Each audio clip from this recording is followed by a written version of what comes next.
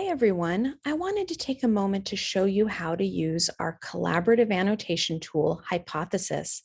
This is a sample assignment, and when you want to open up Hypothesis to collaboratively annotate a text, you're going to scroll to the bottom and you'll see the message, "This tool needs to be loaded in a new browser window."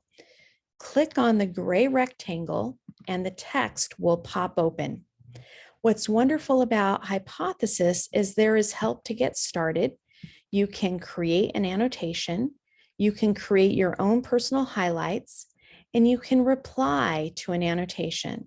So let me show you how to create an annotation. I'm going to click on and highlight the text that I'm going to make a comment on, and I'm going to choose to annotate. Here's the quotation here. I'm going to put a sample comment, and I'm going to ask you to include tags which are discussed in the assignment. This is going to be a comment, and I will post.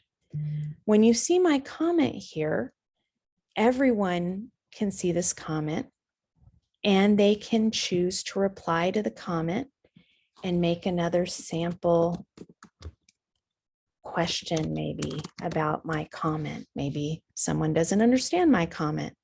You can also add a link to outside sources. You can insert an image. You can create a bulleted list, etc.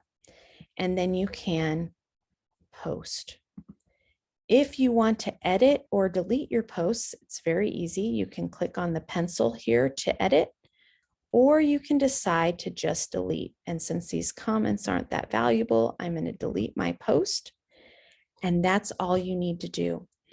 Now, when we use this tool, ideally, you're going to come and visit our collaborative text map more than once.